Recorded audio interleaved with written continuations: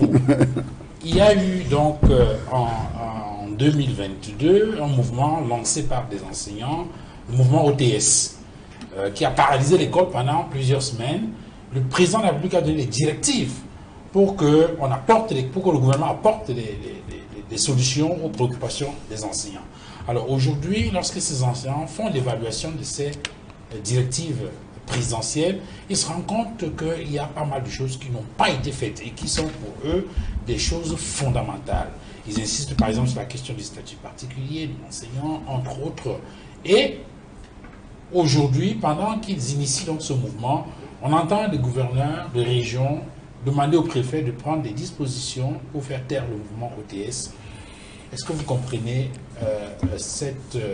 je vais reprendre peut-être le terme, la nouvelle expression, cette solution magique que les gouverneurs proposent au préfet?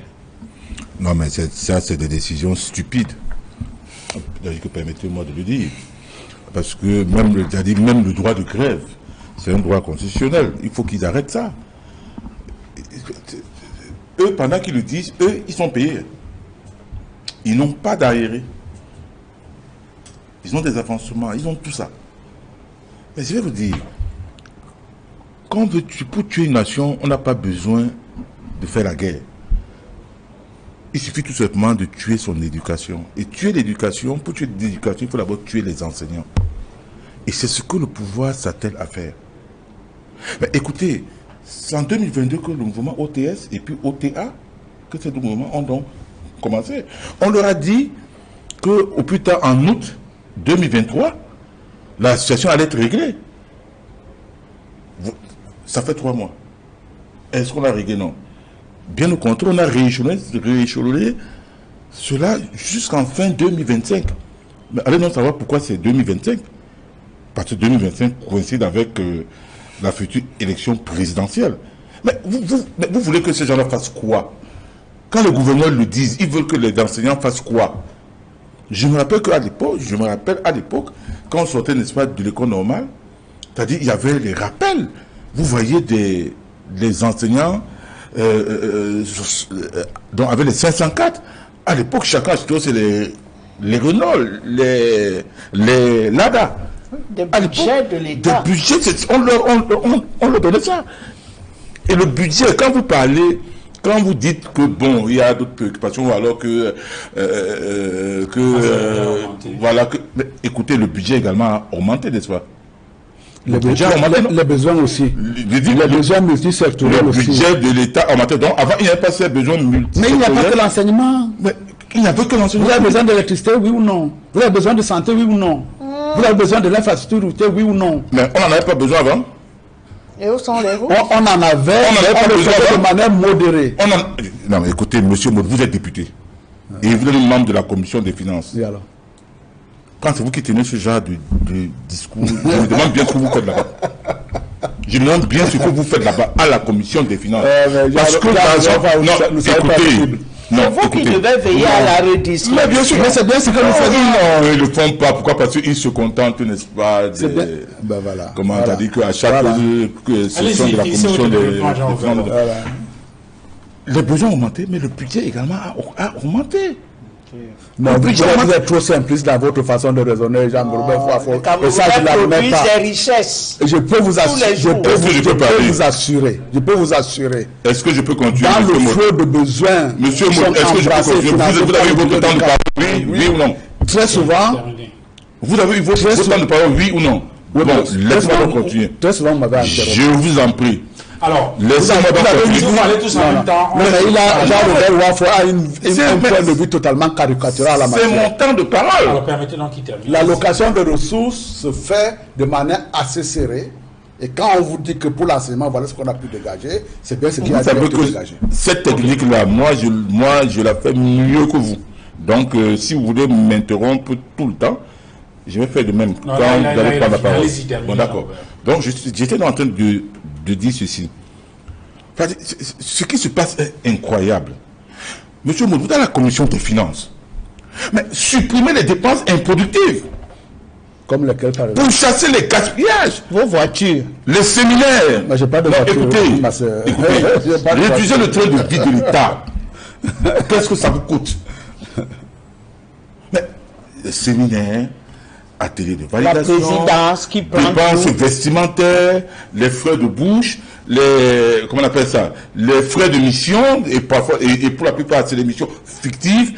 Mais réduisez tout simplement cela, inutile. Réduisez le gaspillage.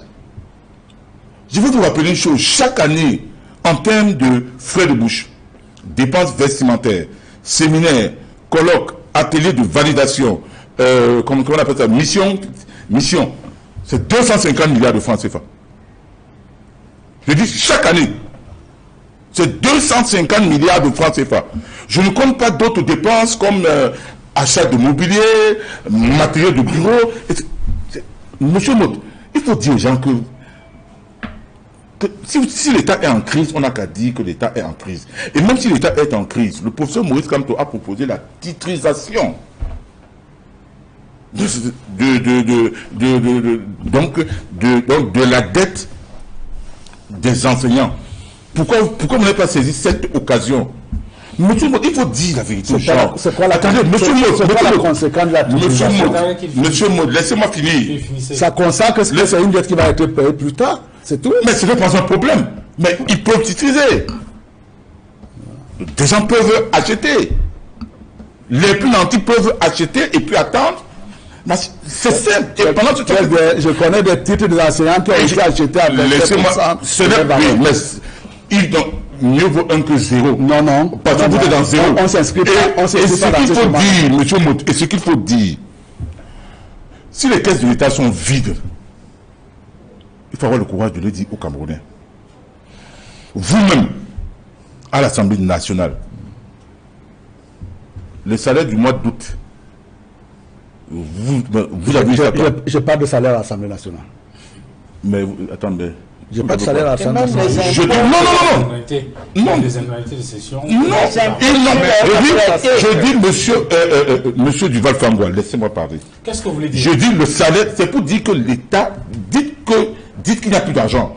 Parce que le salaire des députés du mois d'août, jusqu'au 3 septembre, ils n'ont pas eu ça. Je dis jusqu'au 3 septembre, à la veille de la rentrée scolaire. Admettons Jean-Robert Wafo. Pas qu'admettons, oui ou non. Admettons que ce soit le cas. Non, oui ou non. Ah non, mais dites que c'est le cas. Dites que c'est le cas. Jean-Robert Wafo. Non, je dis, dites que c'est le cas. Monsieur Duval-Fangwa. Parce que ce qui se passe là.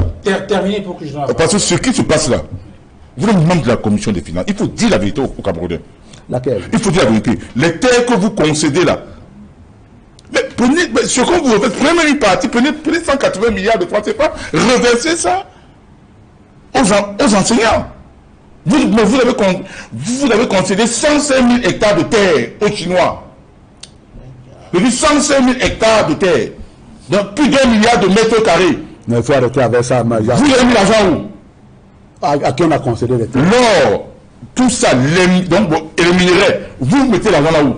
On a concédé des terres à qui? Aux Chinois. Où? Institut John Hopkins. C'était une enquête. Arrêtez vos histoires. Si vous n'êtes pas au courant, je vous informe. Arrêtez. Tout ce que vous bradez là, vous mettez l'argent où? Qu'est-ce que les enseignants vous ont fait? Il se passe tout ça. Qu'est-ce que les enseignants vous ont fait? Vous députés, même comme ça avait l'état, vous êtes quand même payés. Mais ceux qui vous ont enseigné à l'école pour être ce que vous êtes, qu'est-ce que vous faites d'eux? Vous n'avez pas honte? Non, mais c'est pas... Vous n'avez pas honte? Non, il faut arrêter. Non. Pas député payé. Je n'ai pas dit que c'est député payé. Mais ils sont en charge de... Non, il est dans la commission. Non, une des missions des députés, les députés me disent, mais la mission essentielle, c'est de contrôler l'action gouvernementale. Absolument. Il faut que ce soit clair. C'est pour ça que j'interpelle le député qu'il est. D'accord. Vous avez compris? Moi, je dis, mais qu'est-ce qu'ils vous ont fait? Nous le faisons, mais qu'est-ce qu'ils vous ont fait? Vous sortez des théories. Ça veut quoi? Et puis, autre chose. Toujours par rapport aux enseignants. Toujours par rapport aux enseignants. Je vais prendre un exemple. Il y a un autre pan. Ceux qui sont dans le nord-ouest et le sud-ouest. Même s'ils veulent aller enseigner, ils vont faire comment? Ils vont aller exposer leur vie. Et moi, je vais vous dire... Non, laissez-moi finir. Et moi, je vais vous dire, monsieur Mout, le choix du pire, c'est le pire des choix. Vous avez choisi la guerre. Vous avez choisi de faire la guerre dans le nord-ouest et le sud-ouest. Et moi, je veux dire, moi, je l'encourage. Non, mais écoutez, entre exposer sa vie, parce qu'on va aller enseigner, et rester chez soi, parce qu'on refuse d'aller mourir, je préfère choisir de rester chez moi plutôt que d'aller mourir. Et vous avez pris cette responsabilité-là, vous, c'est votre régime, de déclencher la guerre dans le Nozo. Qu'est-ce que ces enseignants iront faire là-bas? Ils seront des chairs à canon, mais retenez une chose. Raymond Aron disait ceci. La politique, c'est le choix entre le détestable et le préférable. Vous avez choisi le détestable en prenant la guerre dans ces deux régions du nord-ouest et du sud-ouest. Et moi, si je suis enseignant, je n'irai pas enseigner de ce côté parce que je ne veux pas mourir. Donc voilà.